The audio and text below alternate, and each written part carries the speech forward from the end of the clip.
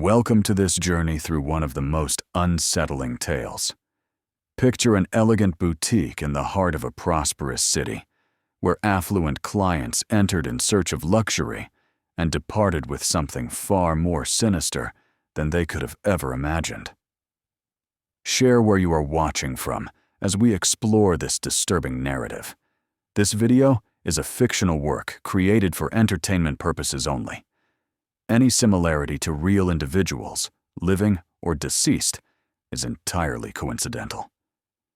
In the winter of 1901, the city of St. Louis, Missouri, was buzzing with the advances of the industrial era. Electric streetcars traveled the paved roads, factories spewed smoke against the gray sky, and the Mississippi River wound like a vital artery through the bustling metropolis.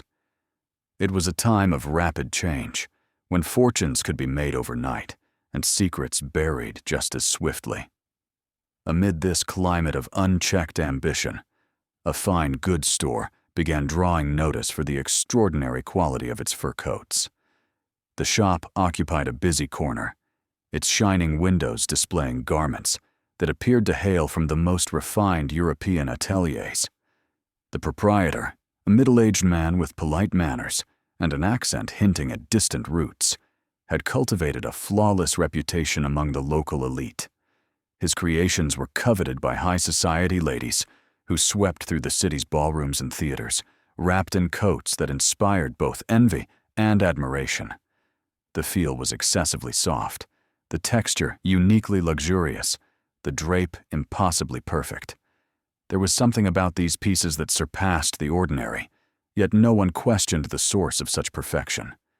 Clients paid exorbitant sums, convinced they were acquiring rare pelts from exotic animals in distant lands. The merchant spoke eloquently of expeditions into untamed wilderness, skilled hunters, and ancient tanning methods that ensured unmatched durability. Every story sounded plausible, every detail appeared authentic. The business thrived and expanded, and the establishment's name was uttered with reverence in the most exclusive circles. But whispers began. There are always whispers when something seems too good to be true. Workers in the Port District started noting peculiar movements in the early hours. Covered carts arrived via back alleys, unloading parcels wrapped in dark tarpaulins that were swiftly taken to the shop's basement. The odor emanating from that basement was unusual, distinct from the typical smell of treated animal hides. Some neighbors remarked on noises from the building's depths, on moonless nights' metallic sounds, and the scraping of heavy objects across the stone floor. Yet, in a noisy industrial city, such disturbances were easily dismissed or credited to the diligent work of a committed tradesman. The truth started to surface when a tailor hired to alter one of the coats observed oddities in the fabric structure. The fibers did not match any animal skin he knew, and his decades of craft experience were extensive. Under strong light, subtle patterns emerged, marks that should not have been there. Troubled, he consulted a respected naturalist, who maintained a private collection of specimens. What they uncovered on that rainy afternoon would haunt them both for many nights. The naturalist examined the material under magnification, comparing it with samples from his vast collection. His hands trembled as he turned the fabric over, searching for a rational explanation for what his eyes beheld. The cellular structure was entirely different from any documented species. It was not fox, it was not mink, it was none of the animals known to the fur trade. The conclusion forming in his mind was so horrifying he had to sit down, his face as white as the snow beginning to fall outside. The tailor and the naturalist debated for hours what to do with their discovery. Taking their suspicions to the authorities without solid proof could ruin them, as the merchant had powerful connections in the city. They resolved to wait, watch, and gather more evidence. Thus, a silent investigation began unfolding in the shadows of St. Louis. Other professionals were discreetly consulted, each adding another piece to the macabre puzzle taking shape. A retired tanner, who had worked with leather his entire life, was asked for his opinion. Upon touching the material, his expression changed instantly. He recognized that texture from somewhere deep in his memory, something he would have preferred to forget. During the war, decades prior, he had witnessed things he did not like to recall. Processing that specific material required techniques no respectable tanner would employ, processes that breached not only commercial laws, but the very boundaries of human decency. Meanwhile, the store continued operating normally. Customers came and went, unaware of the grim truth they carried on their shoulders. The merchant maintained his impeccable facade, smiling courteously, wrapping purchases in fine paper, accepting payments with feigned gratitude. But those now aware of his merchandise's true nature began to notice previously overlooked details, how he avoided certain topics, his nervous glances toward the basement door, the haste with which he conducted nighttime deliveries. The web of suspicion gradually expanded, linking individuals who shared the same disquiet. A doctor who occasionally supplied chemicals for preservation began to question the quantities requested. A postal worker noted mail arriving from far-off places, thick envelopes addressed to the merchant with stamps from regions known for their criminal underworld. Each piece of information was like a drop of dark ink falling into clear water, spreading, staining, revealing the contours of something monstrous. In 1902, during the sweltering summer that enveloped Missouri like a damp blanket, an incident nearly brought everything to light. A customer insisted on visiting the basement, claiming to have dropped a valuable brooch between the floorboards upstairs. The shopkeeper grew visibly agitated, offering generous compensation. But the woman was obstinate. He partially relented, allowing an employee to descend to search, but only to the first flight of stairs. What the employee glimpsed in those brief moments was never fully disclosed, but he left the shop that afternoon and never returned, abandoning weeks of unpaid wages. Events now accelerated like stones tumbling down a mountainside. Those connected to the business began to distance themselves, fabricating excuses to sever professional ties. Suppliers started demanding payment in advance. The very atmosphere around the store seemed to shift, as if the air carried an invisible weight. Passers-by crossed to the other side of the street without clear reason, guided by a primal instinct, warning of danger. Tension in the city mounted like a silent storm on the horizon. The shopkeeper began altering his hours, opening later and closing earlier, always with the curtains partially drawn. Those who passed the corner at night swore they saw shadows moving behind the second-story windows, silhouettes that seemed to carry heavy loads from room to room. Candlelight flickered through cracks, casting dancing patterns on the neighboring brick walls. A discreet group formed among those who shared the darkest suspicions. They met in neutral locations, taverns far from the center, always careful to avoid attention. The tailor brought new fragments of evidence, small samples he had obtained from clients willing to cooperate in secret. Each analysis confirmed what everyone feared, but dared not speak aloud. It was as if uttering the truth could make it materialize in an even more terrible form, turning suspicion into inescapable reality. Conversations at these meetings were cautious, filled with long pauses and meaningful looks. The naturalist presented meticulous comparisons, highlighting characteristics that left no room for doubt among those with technical knowledge. The material's density, its reaction to various chemical treatments, the microscopic patterns visible under careful scrutiny. Everything pointed to an origin that challenged not only morality, but the very sanity of those contemplating its implications. During this period, stories began circulating in the city's poorest neighborhoods, whispered accounts of people accepting strange job offers never to be seen again. Offers with vague conditions, promises of generous pay for unspecified tasks. Some said desperate individuals were lured by the prospect of easy money. led to places from which they would not return. These were mere rumors, impossible to verify, yet they spread like weeds in fertile soil. The merchant, sensing the changing atmosphere, grew even more reclusive. He hired guards to watch the shop, rough-looking men who kept the curious at bay with threatening stares.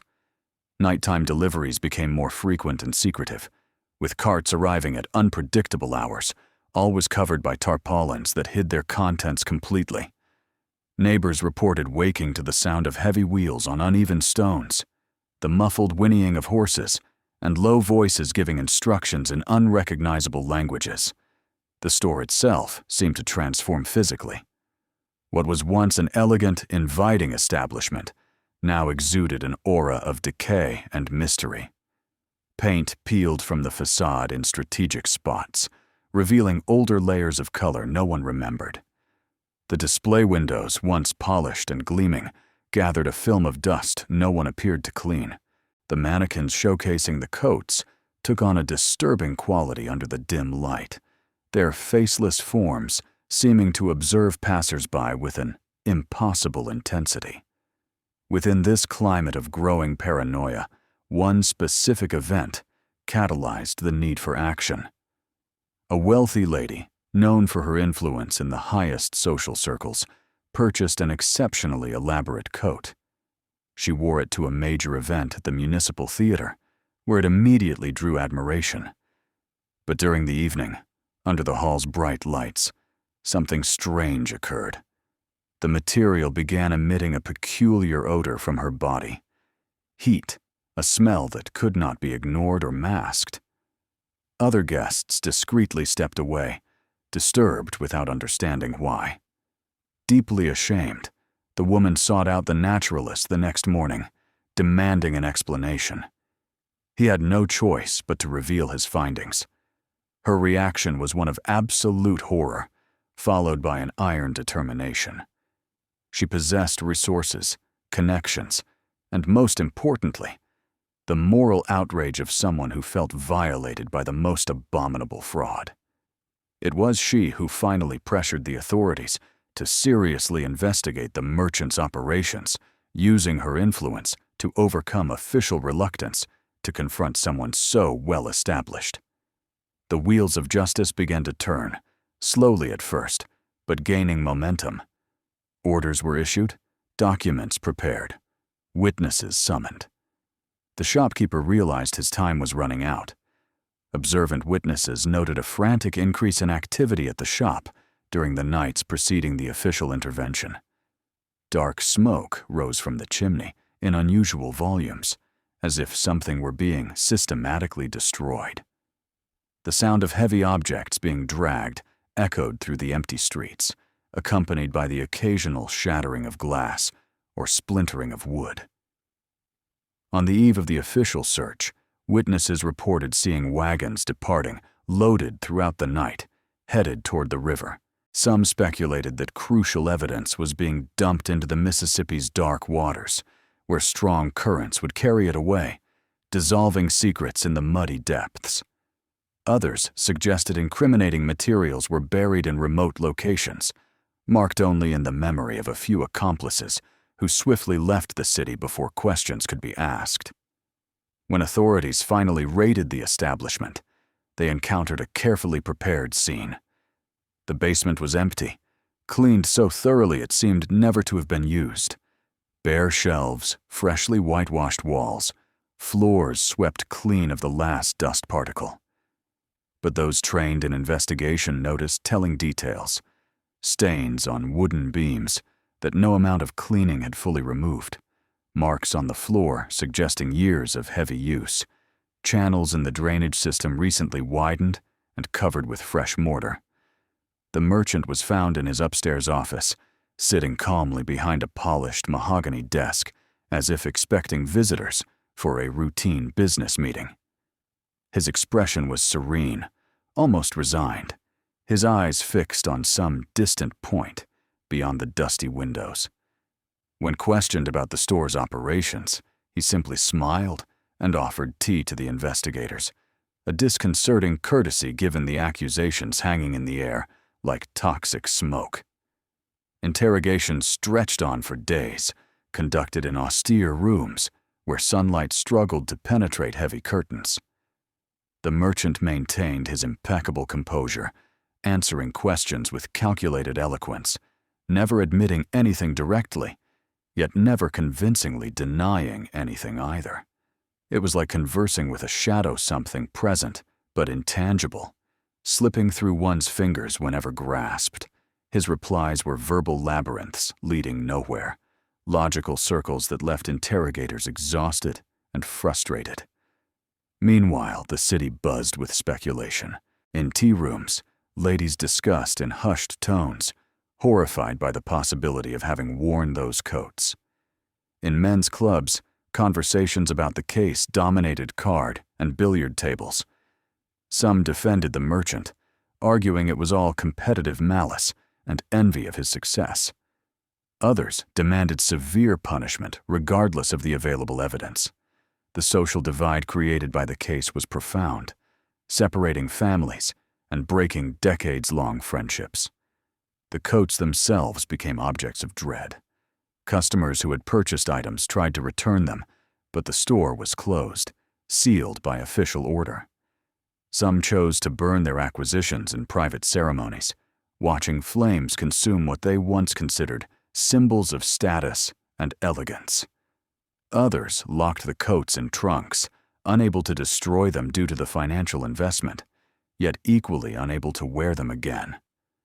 There were reports of people swearing they felt something wrong upon touching the material, a discomfort that transcended the merely physical. The investigation expanded beyond the shop's walls, following trails that branched in multiple directions. Financial records were examined, revealing transactions with obscure entities in distant cities. Correspondence was intercepted. Letters written in simple codes that, once deciphered, suggested a much wider network of similar operations. The merchant did not work alone. That much became clear. He was merely a node in a web spanning several states, connecting individuals who shared the same disregard for moral conventions. A particularly intriguing contact was discovered in Chicago, Illinois. Correspondence exchanged between the St. Louis merchant and a person in that metropolis indicated large-scale cooperation. They discussed special materials being moved via railway, of dependable sources, ensuring a steady supply, and of discreet clients prepared to pay premium prices for unique goods. The wording was deliberately coded, yet the context made the implications unavoidable for those already acquainted with the nature of the enterprise. During the spring of 1903, as trees bloomed along the Mississippi's banks and the climate turned gentler, the pressure on the merchant increased. New testimonies surfaced from individuals who had briefly worked for him and then fled, terrified by what they had seen. Their accounts were fragmented, delivered with hesitation and visible fear, but the details coincided in ways that suggested truth. They spoke of hidden rooms reached through concealed passages, of peculiar instruments whose purpose they dared not guess, and of nights when they were told not to ask questions, but simply to complete specific tasks. A former worker described being ordered to move heavy packages wrapped in waterproof tarpaulin to a Port District warehouse. He never saw the contents, but their weight and form deeply unsettled him. Another recalled powerful chemical smells coming from the basement, mixtures of substances that caused nausea and dizziness if inhaled too long. A woman who sometimes cleaned the establishment mentioned finding strangely stained tanner's tools in locked compartments she had only opened by accident. The evidence accumulated like snow in a winter storm, each flake alone insignificant, but together creating an impassable barrier. The merchant started to show signs of decline. His clothes, once flawless, grew untidy. His upright stance yielded to a hunched posture, hinting at the burden of unbearable secrets. The polite smile vanished, replaced by a look of deep exhaustion that aged his face years within weeks. We, observing these events unfold through the haze of time, can only imagine his inner turmoil. There were moments, according to the guards watching him, when he seemed on the verge of confessing everything, opening his mouth as if to speak, only to pull back, biting his lips until they nearly bled. Silence became his final fortress, his last sanctuary against the swelling tide of circumstantial proof. The city transformed into a cauldron of collective anxiety as the case stretched on for months. The streets around the abandoned shop gained a sinister reputation, and even the most doubtful avoided passing after dusk. The building stood as a silent monument to the secrets it contained, its dark windows reflecting street lamp light like empty eyes watching life continue around it. Investigators hired by the influential woman who had learned the truth about her coat began tracking the origin of the materials through intricate trade routes. They followed trails of forged papers and falsified receipts leading to warehouses in port cities along the eastern seaboard. Each location uncovered another layer of the operation, suggesting years of careful planning and connections reaching into the darkest corners of illicit commerce.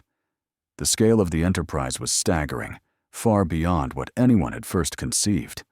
In Baltimore, Maryland, they found a warehouse registered under an alias where materials were processed before shipment inland. The place had been hurriedly emptied, but marks on the walls and floors told stories words could not. Wooden structures showed signs of prolonged use. Ventilation systems had been installed to disperse odors, and the drainage showed modifications clearly not original to the building.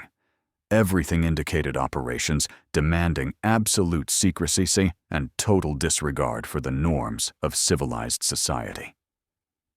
Meanwhile, the merchant languished in confinement. His refusal to cooperate increasingly eroded his own mental and physical health. Observers noted how he spent hours staring at his cell walls, moving his lips silently, as if talking to invisible companions.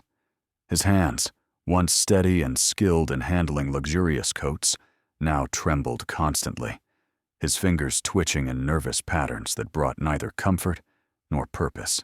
The arrival of autumn brought a shift in the case's atmosphere.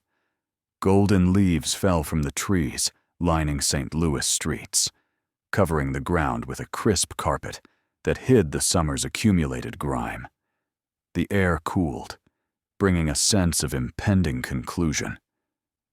It was at this time that one of the merchant's contacts, apprehended in New York, chose to break his silence in exchange for more lenient treatment.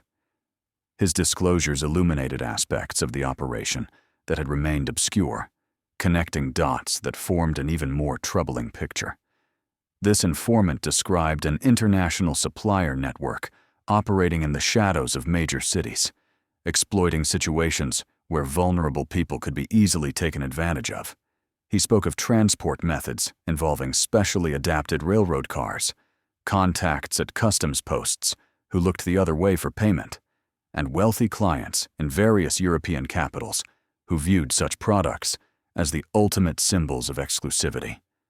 Demand, according to him, always outstripped supply, ensuring extraordinary profits for those willing to cross every moral boundary. The implications of these revelations shook not only St. Louis, but echoed through other cities where similar operations were said to exist. Parallel investigations were launched, each uncovering variations on the same macabre theme. In some places, those responsible escaped before capture, vanishing into countries where extradition was impossible or improbable. In others, evidence was so thoroughly destroyed that legal action became unworkable, leaving only suspicion and speculation in place of definitive convictions. The St. Louis merchant, now facing the weight of collaborative testimonies alongside the physical evidence already gathered, began to show signs of psychological collapse. His lawyer, a principled man who had initially believed in his client's innocence, asked to be removed from the case after private consultations that left him visibly shaken. No other reputable professional agreed to take the defense, forcing the appointment of a public representative who performed his duties with evident lack of enthusiasm. During this period, the shop was finally completely emptied by official order. Every item was catalogued and examined, from the furniture to the smallest fragments found in forgotten corners. The inventory revealed an impressive collection of specialized tools, rare chemicals, and equipment whose purpose only experts could identify. Among the discoveries were notebooks with notes in multiple languages, technical drawings of complex processes, and lists of names matching individuals reported missing in various jurisdictions over the years. The magnitude of what was being uncovered transcended the individual case, pointing to a clandestine industry that had operated for decades, perhaps generations. Historians began re-examining old records, searching for similar patterns in earlier eras. They found oblique references in documents from the previous century, veiled mentions in the private correspondence of historical figures, suggestions that what was being revealed was not a recent aberration, but the continuation of practices pushed into the shadows, yet never truly eradicated. Winter returned, completing the annual cycle and bringing temperatures that froze the riverbanks. The city, weary from the prolonged scandal, longed for resolution.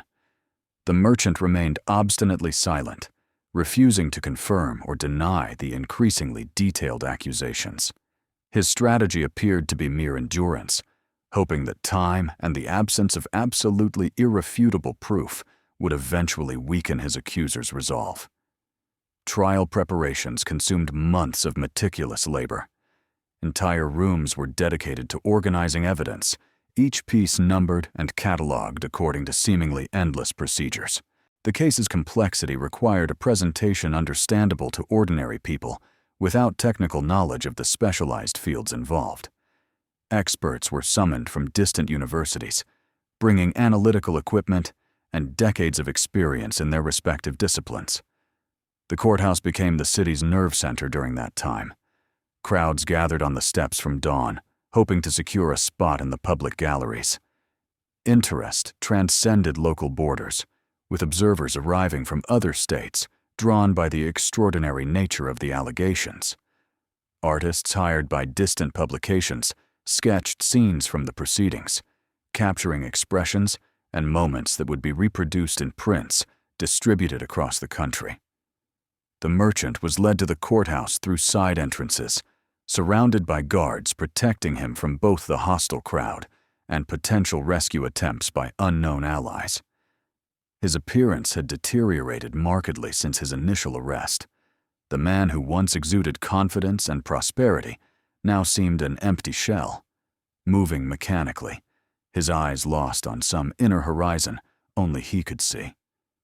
He wore simple clothes provided by the authorities, a stark contrast to the elegant attire he had formerly worn in his shop. Jury selection was a laborious process spanning weeks. Finding individuals who had not formed an opinion on the case proved nearly impossible, so pervasive was the story in St. Louis social circles. Each candidate was extensively questioned about their connections to the merchant, their views on the luxury goods trade, and their moral and philosophical beliefs. The final result was a diverse group theoretically representing a fair cross-section of society, though many doubted whether true impartiality was possible under the circumstances. The initial sessions focused on establishing the context of the business operation. Witnesses described the shop in its heyday, when wealthy customers lined up to examine the exclusive merchandise. They spoke of the exorbitant prices, the guarantees offered on the quality and origin of the materials, and the owner's promises about the exceptional nature of his creations. Each testimony built an image of an enterprise that superficially seemed legitimate, but concealed layers of carefully orchestrated deception. The naturalist presented his analysis of the samples, explaining in accessible terms the characteristics that made the material incompatible with any known animal source in regular commerce. His presentation included visual comparisons, practical demonstrations, and references to scientific treatises supporting his conclusions. The audience watched in intense silence as he unfolded his argument piece by piece, constructing a logical framework that left little room for alternative interpretations. The merchant remained impassive, staring at a point on the opposite wall as if none of it concerned him. Testimonies from former employees followed, each contributing fragments of their experiences. Their narratives painted a picture of nighttime operations, secrets kept under veiled threats, and activities meant to remain unquestioned. One described being instructed to destroy specific documents whenever unexpected visitors approached the store. Another reported signaling systems used to warn of authorities nearby. A third mentioned false compartments in the walls where sensitive materials were quickly hidden during routine inspections. The defense, limited by the defendant's refusal to fully cooperate, attempted to argue that circumstantial evidence did not constitute definitive proof of specific crimes. They pointed to the possibility of materials imported from exotic regions with different regulations, suggested that unknown tanning processes could explain the identified peculiarities, and questioned the chain of custody of the analyzed samples. Their efforts were technically competent, but visibly lacked conviction, as if fulfilling professional obligations without truly believing in the arguments presented. The winter of 1904 brought snowstorms that occasionally interrupted proceedings, with sessions postponed when conditions made transportation impossible. During these pauses, the city buzzed with speculation about the likely outcome. Informal bets were placed in taverns and clubs. Opinions divided not on guilt, which few questioned, but on the severity of the punishment to be imposed. Some advocated for extreme measures, others argued for prolonged imprisonment, and there were still those who surprisingly defended leniency based on technical arguments about the suitability of existing laws to the unprecedented case. As the trial progressed, additional layers of the operation were exposed.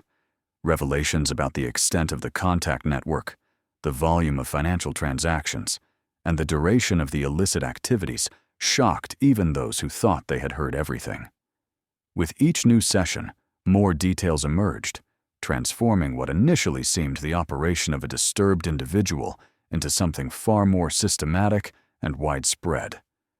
The growing awareness that many others remained free, operating elsewhere, added a dimension of frustration to the process. The merchant began exhibiting increasingly erratic behavior as the evidence mounted.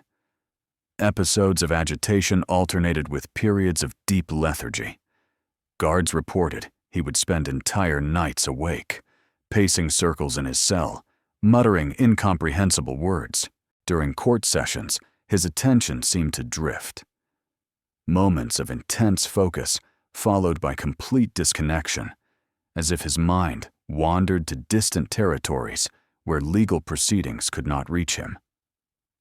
Spring arrived timidly in St. Louis, bringing the thaw of the Mississippi riverbanks and the awakening of vegetation lining the city streets. The trial was entering its most critical phase, when final arguments would be presented and the merchant's fate decided. The courtroom atmosphere carried an almost palpable density, as if the air itself were saturated with the collective expectation of hundreds whose lives had been touched, directly or indirectly, by the case. The prosecutors crafted their final presentation with the precision of seasoned craftsmen. They revisited each piece of evidence, connecting the dots into a coherent narrative that transformed scattered fragments into a revealing mosaic. They spoke of the betrayal of public trust, of the cynical exploitation of vanity and the desire for social status, of the deliberate construction of a respectable facade concealing unimaginable practices. Their words echoed off the courtroom's wooden walls, carrying the weight of months of meticulous investigation. The defense, in turn, did what it could with the limited resources available. They emphasized the circumstantial nature of much of the evidence, highlighting potential flaws in the procedures used for collection and analysis, and positing alternative interpretations that, while improbable, could not be entirely dismissed. This defensive stance involved a constant retreat before the overwhelming tide of accumulated proof, yet was technically necessary within a justice system that presumes innocence until guilt is established beyond a reasonable doubt.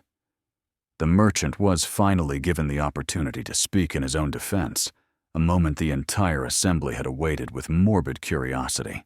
When he rose, his body seemed diminished, as though the months of confinement and pressure had physically shrunk his form. His voice, however, emerged surprisingly firm, a stark contrast to his frail appearance. He spoke briefly in vague terms that neither admitted nor denied the specific accusations, instead suggesting a disturbing philosophy regarding the limits of commercial morality and the relative nature of ethics across different cultures and eras. His words generated widespread discomfort. There was no remorse in his tone, no plea for mercy or understanding. It was as if he were delivering an academic lecture on an abstract subject, utterly detached from the real human consequences of his actions. Some jurors looked away, unable to sustain eye contact with that vacant, indifferent expression. Others stared intently, as if trying to locate some recognizable trace of humanity within that enigmatic figure. The jury's deliberations began on a gray afternoon as heavy clouds threatened a storm over the city. The populace waited anxiously, gathering in groups on squares and street corners, discussing possibilities and mentally reviewing the details made public. Shopkeepers closed their businesses early, unable to focus on mundane transactions, while the verdict remained pending. Even the port's activities seemed to slow, as if the city's economic heartbeat itself were suspended in anticipation. Hours stretched into a full day, then two. The length of the deliberations hinted at division among the jurors, or perhaps a profound awareness of the gravity of their responsibility. Speculation ran rampant about what might be debated behind the closed door. Some believed certain members resisted conviction due to technical scruples. Others suspected the unprecedented nature of the case created uncertainty about which laws had been specifically violated and what penalties would be appropriate. When the jury finally returned to the courtroom, the entire city seemed to converge on the building's vicinity. The crowd stretched for blocks, layers of people straining to catch any fragment of information that might leak through doors and windows. Silence fell as the jury's spokesperson stood, holding the document containing their collective decision. The merchant remained seated, motionless, his expression as neutral as a wax mask. The verdict, when pronounced, sent ripples through the assembly. Guilty on the principal charges, with specific recommendations regarding aggravating circumstances to be considered in sentencing. The reaction was mixed relief from those seeking justice, satisfaction among the deceived, but also a strange emptiness, as if the official confirmation of what everyone already knew did not bring the expected comfort. The evil had been recognized and named, but this did not undo the acts committed, nor restore the innocence lost by those who had inadvertently participated in the scheme. Sentencing would be determined at a later session, allowing time for proper consideration of appropriate penalties. This interim period lent a surreal quality to the city's atmosphere. The case was simultaneously resolved and unresolved, the culprit identified, but his punishment still undetermined.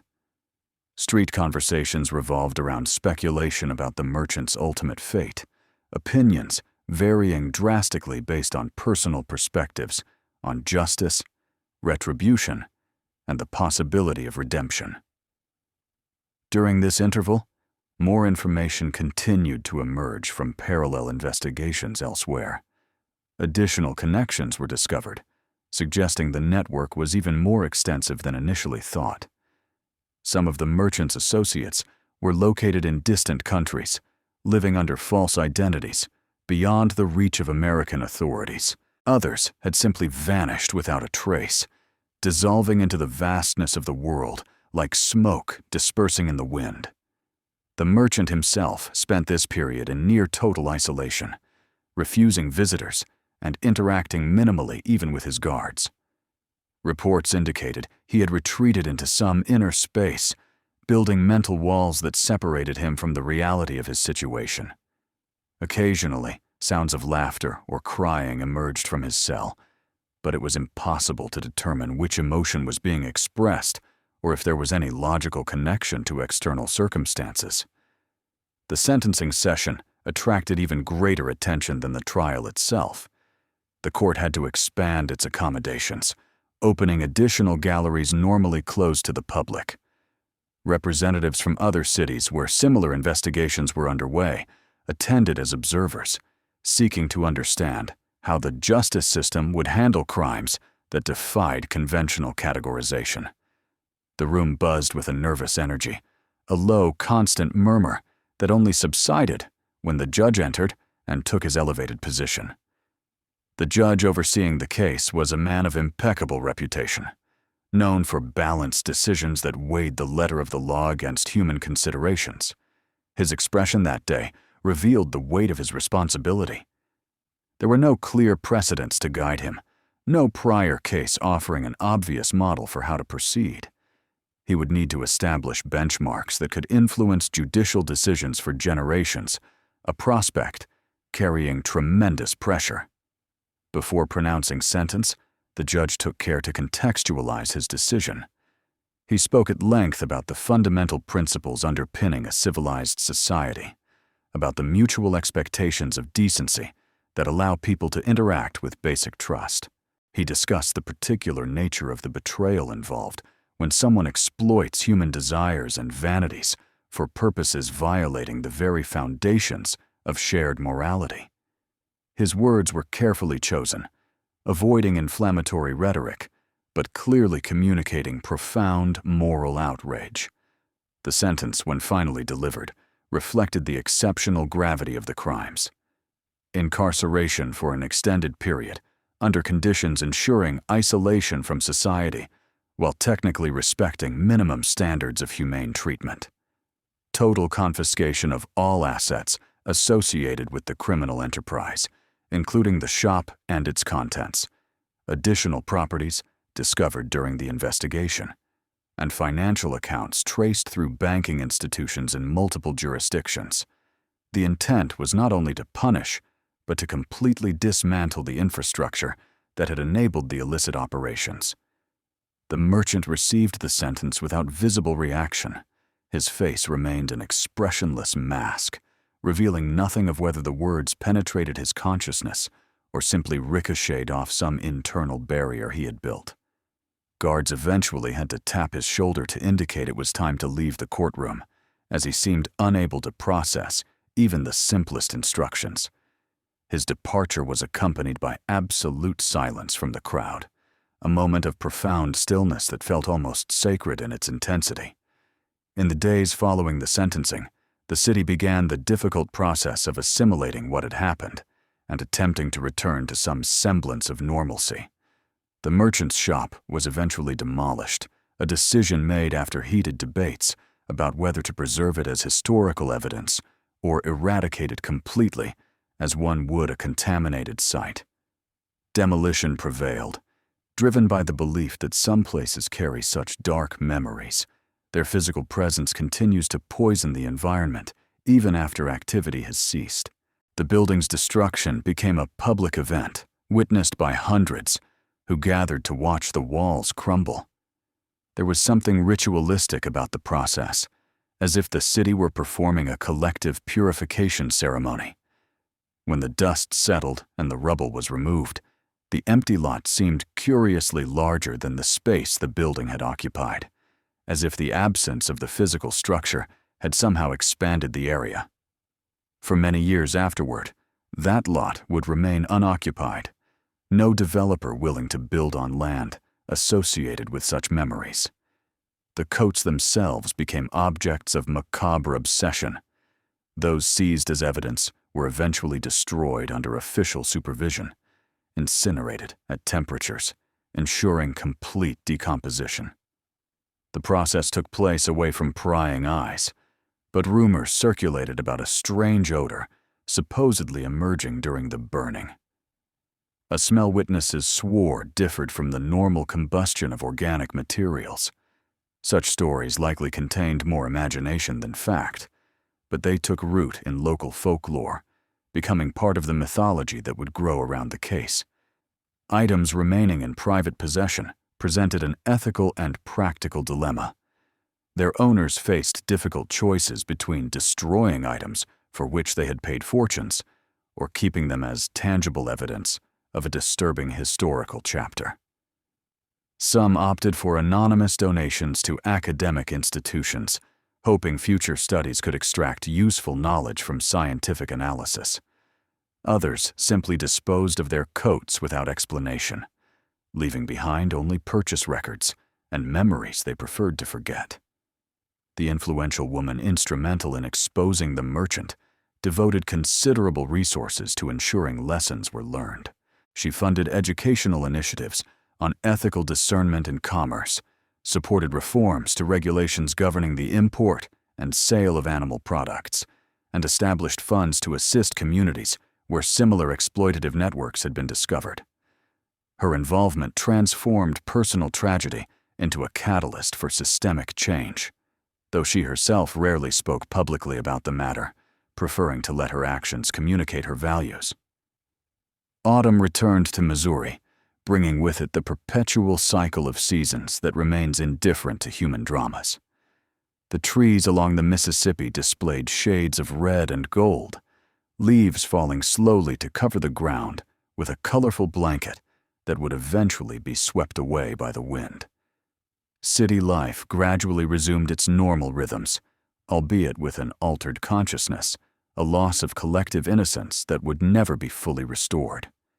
Investigations inspired by the St. Louis case revealed similar operations in at least 6 other cities across the country. Each discovery brought its own particularities, variations in method and scale, but the underlying theme remained consistently disturbing. Authorities began cooperating across state lines in unprecedented ways, recognizing that crimes of this nature transcended local jurisdictions and required broad coordination. This collaboration established models for confronting organized crime that would remain relevant for decades. The merchant himself disappeared from public consciousness after being transferred to distant facilities where he would serve his sentence. Occasionally, rumors circulated about his condition-contradictory stories, painting him alternately as completely insane or strangely serene, broken by guilt or defiantly unrepentant. The truth likely lay somewhere between these extremes, but without direct access, people filled the void with projections of their own anxieties and fascinations. Years later, as the century progressed and new generations reached adulthood without direct memory of the events, the case began its transformation from lived experience into narrated history. Details were softened or exaggerated as they passed from mouth to mouth, nuances lost and drama amplified. Eventually, for many, it became more parable than historical fact, a cautionary tale about the dangers of vanity, greed, and the willingness to ignore warning signs when confronted with the promise of status and exclusivity. The empty store remained a ghostly presence in the collective memory long after the physical rubble had been removed and the land leveled. Longtime residents still altered their walking routes to avoid passing the site, a superstitious reverence for something that no longer existed materially, but continued to occupy space on the city's mental map. It was as if the geography itself had been permanently marked, an invisible but real scar, distorting the normal fabric of the urban environment. The passing years brought profound transformations to St. Louis, but the shadow of that case persisted in subtle and unexpected ways. The space where the store had once stood became a public garden, a decision made by city administrators hoping beauty and life could replace the somber memories. Trees were planted in carefully planned patterns, benches installed under generous canopies, and stone paths meandered through flower beds that changed with the seasons. It was a deliberate attempt to rewrite the history of the place, to superimpose images of tranquility onto foundations that had witnessed very different things. Curiously, the garden never achieved the popularity its planners had anticipated. Despite impeccable maintenance and a convenient location, visitors were surprisingly rare. Families who frequented similar parks elsewhere in the city avoided this particular one, offering vague reasons when questioned. Some mentioned the light seemed strange there, even on sunny days, as if filtered through an invisible mist. Others spoke of a particular quality of silence, a kind of quiet that was not peaceful, but oppressive, laden with something indefinable that left visitors uncomfortable without being able to articulate exactly why. Collective memory operated in mysterious ways, transmitting knowledge across generations, not only through explicit narratives, but also through subtle behavioral patterns, absorbed and repeated, without conscious understanding of their origins. People who didn't even know the complete history of the place still felt compelled to keep their distance, guided by some inherited instinct that recognized past desecrations even when the rational mind lacked the specific facts. In the academic institutions where samples of the coats had been preserved for study, researchers continued to analyze the material through increasingly sophisticated lenses. Each advance in analytical techniques revealed new levels of complexity in the treatment processes that had been employed. The technical knowledge required to produce that result was extraordinary, suggesting the merchant either possessed profound expertise accumulated over decades or had access to clandestine traditions of knowledge extending far beyond his individual lifetime.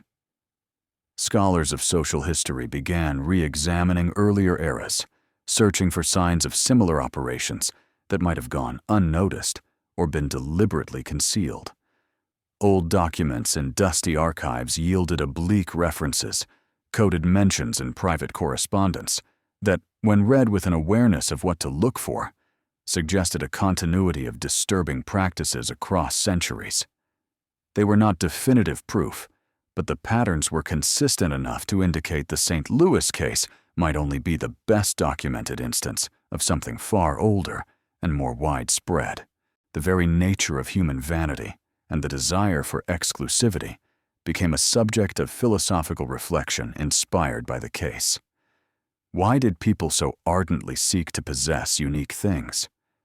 What drove the need to distinguish oneself through rare objects, even when their origin was unknown or suspect? These questions had no simple answers, but the case provided an extreme example that illuminated broader aspects of human psychology and the social dynamics governing behavior in stratified societies. The merchant, aging in seclusion far from public view, became almost mythical in the popular consciousness. Stories circulated that were clearly exaggerated or fabricated, yet revealed the psychological needs of those who told and repeated them. Some claimed he had gone completely mad, spending days shouting in unknown languages. Others insisted he remained perfectly lucid, but completely silent, refusing to utter a single word since his conviction. There were even reports that he wrote constantly, producing elaborate manuscripts guards immediately confiscated and destroyed, fearful of their contents. The reality, as is often the case, was probably less dramatic. Official records indicated a prisoner serving his sentence without notable incidents, someone who had adapted to the monotonous rhythm of institutional life and rarely drew attention. But the discrepancy between the real person and the legendary figure he had become said much about how societies process collective trauma, transforming individuals into symbols, carrying meanings far beyond their material existence. Meanwhile, legislative changes inspired by the case began altering the legal landscape across multiple states. New regulations on product origin certification, expanded requirements for supply chain documentation, increased penalties for falsifying business information. These reforms were abstract in formulation bureaucratic language, obscuring the visceral realities that had motivated their creation. Yet each clause, each additional transparency requirement, represented a scar left by the case on the broader social fabric. The debate over where responsibility extended beyond the individual retailer continued without satisfactory resolution. Were the customers who had bought and worn the coats guilty of something? Was ignorance sufficient excuse when warning signs in retrospect seemed obvious? What of those who suspected but remained silent out of fear or convenience? What level of complicity did they carry? These questions admitted no simple binary answers, but grappled with the gray areas of morality where most human existence actually takes place. The woman who had exposed the case eventually passed away, taking with her direct memories never fully shared. Her private diaries, donated to a university library with instructions to remain sealed for decades after her death, awaited future generations who could approach the material with an emotional distance contemporaries lacked. What these documents would reveal remained unknown, but their mere existence suggested additional layers of history yet to be explored. The naturalist who had conducted the crucial analyses dedicated his final years to cataloging observations on scientific ethics, on the responsibilities accompanying specialized knowledge, and on the imperative to speak inconvenient truths even when this brought uncomfortable personal consequences. His reflections were published posthumously, becoming fundamental texts in discussions about the role of experts in society and the dilemmas they face when scientific discoveries reveal morally challenging truths. The tailor who had initially noticed the peculiarities in the material never worked with furs again after the incident. He changed his practice to focus exclusively on fabrics, developing an aversion even to discussions about products of animal origin. His choice was personal, but symbolically significant. A small behavioral change, resonating with deeper meanings about how collective trauma manifests in seemingly mundane individual decisions. Decades after the central events, when the new century was firmly established and the world had been transformed by wars, technological innovations, and dramatic social changes, the case occasionally resurfaced in conversations among those interested in forgotten stories. It was told in different ways by different narrators, each version emphasizing distinct aspects depending on the concerns and perspectives of the speaker. For some, it was a story about deceit and justice. For others, about the dangers of vanity. For still others, about the disturbing depths to which humans are capable when they disconnect actions from moral consequences. The building that had housed the courtroom where the trial took place remained in use for many years, witnessing countless other cases. But those who worked there regularly claimed the specific room where the merchant had been tried maintained a peculiar atmosphere.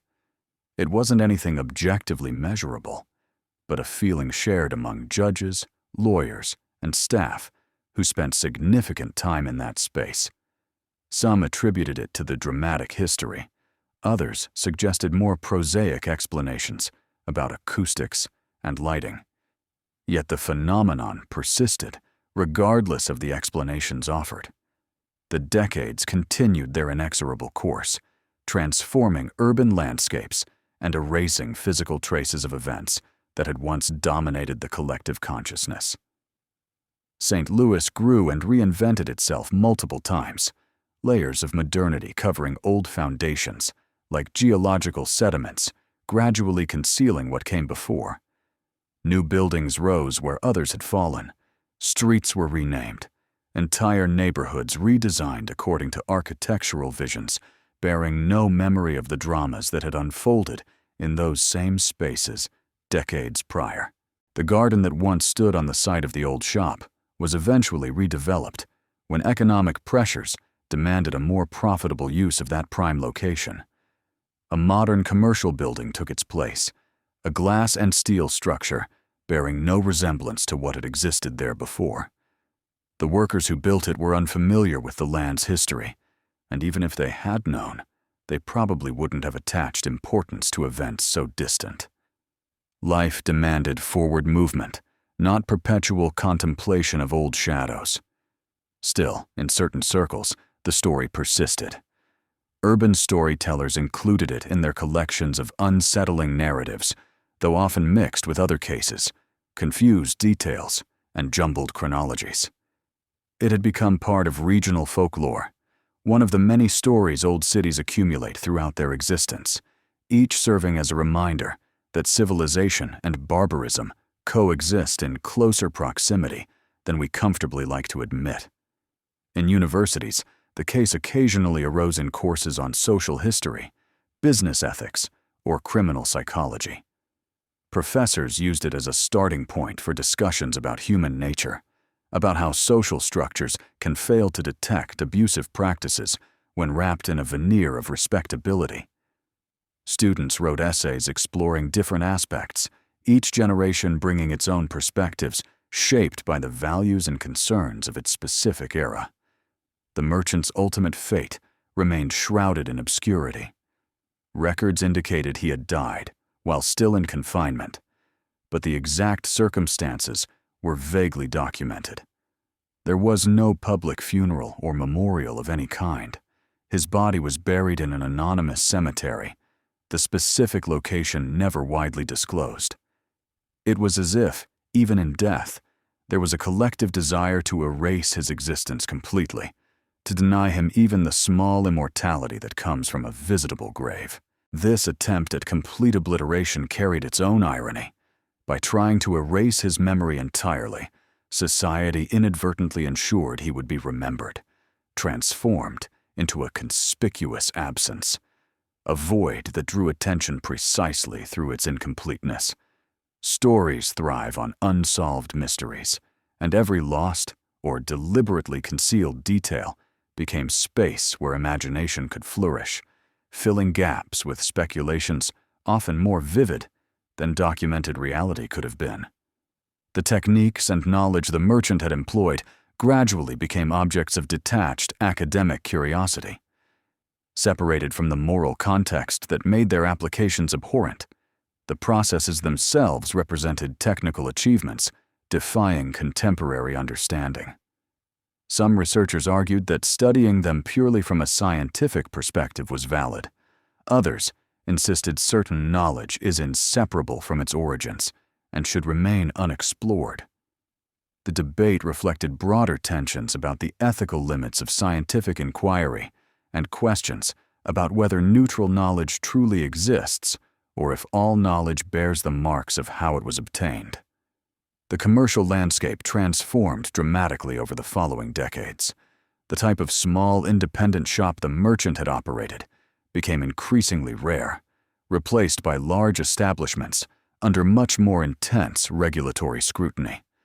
Supply chains became more transparent, at least theoretically, with traceability and multiple certifications, promising consumers that products were ethically sourced. How effective these measures actually were remained debatable, but they represented social recognition that markets need oversight to prevent abuses. The relationship between sellers and buyers had been fundamentally altered by the awareness generated by cases like this.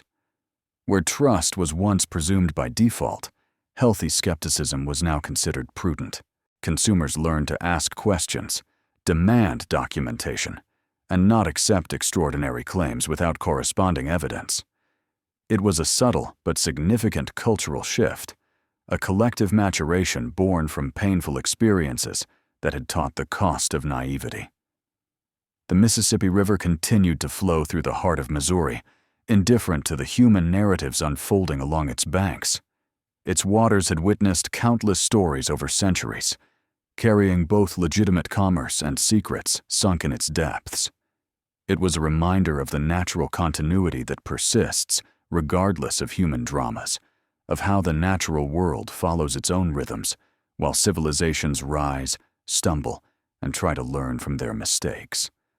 On silent nights when the city slept, and only a few insomniacs wandered empty streets, there were those who swore they felt echoes of bygone eras, not ghosts in the literal sense, but something more subtle, a quality in the atmosphere suggesting places retain memories of significant events that occurred within them. Perhaps it was merely imagination, a projection of historical knowledge onto ordinary sensory perceptions. Or perhaps there was something deeper, a way the physical environment itself absorbs and reflects intense human experiences, creating resonances that persist far beyond the moments that generated them. The story of the merchant and his macabre coats remained a disturbing reminder of humanity's capacity for both deception and eventual justice. It spoke to the inherent vulnerabilities in any complex society, to how determined individuals can exploit fissures in social structures for nefarious purposes. But it also demonstrated community's capacity to eventually confront uncomfortable truths, to muster the courage to investigate suspicions, even when it meant uncovering realities they would rather not know. The lessons echoed through time in ways both explicit and subtle. Institutions modified procedures, laws were rewritten, public awareness of certain crimes was raised, but perhaps the most profound impact was less tangible, residing in private conversations between individuals who, in discussing the story, reflected on their own ethical choices, on the compromises they make or refuse, on the personal boundaries they set between acceptable and unacceptable behavior. As we contemplate this grim narrative through the comfortable distance of time, we may wonder what modern versions of such practices might exist in our own era, operating in the shadowy corners of global commerce, where visibility is limited and oversight imperfect. The specific nature of crimes changes with technology and circumstances, but the underlying human motivations, the combinations of greed, disregard for others, and the ability to rationalize abhorrent behavior remain constant throughout the ages. The city of St. Louis moved on, as cities do, accumulating new stories atop old ones, building layers of experience that eventually bury the past under the weight of the present. But for those who know where to look, traces remain. Fragments preserved in archives, samples kept in scientific collections, memories passed down through generations that gradually transform from direct testimony into narrated history, and finally into urban legend. This case serves as a window into a time when America was rapidly transforming, when industrialization created new opportunities for both progress and exploitation, when the speed of social change outpaced institutions' capacity to adapt and respond adequately. It was a time of extraordinary possibilities, mixed with equally extraordinary dangers, an era whose tensions and contradictions found expression in stories like this one. And so the narrative of the merchant and his coats that weren't made of animal fur remains part of the cultural fabric, a dark thread in the broader tapestry of stories that make up our collective understanding of human capabilities. It reminds us to remain vigilant, to ask difficult questions, not to accept superficial appearances when something seems inconsistent or suspicious. But it also reminds us of the fragility of moral certainties, of how easily lines can be crossed when motivations are strong enough and rationalizations convincing enough. If you enjoyed this journey through one of the most unsettling chapters of historical imagination, please consider subscribing to the channel and leaving your feedback in the comments. Each story we explore together is an opportunity to reflect on human nature in its fascinating and sometimes terrifying complexities.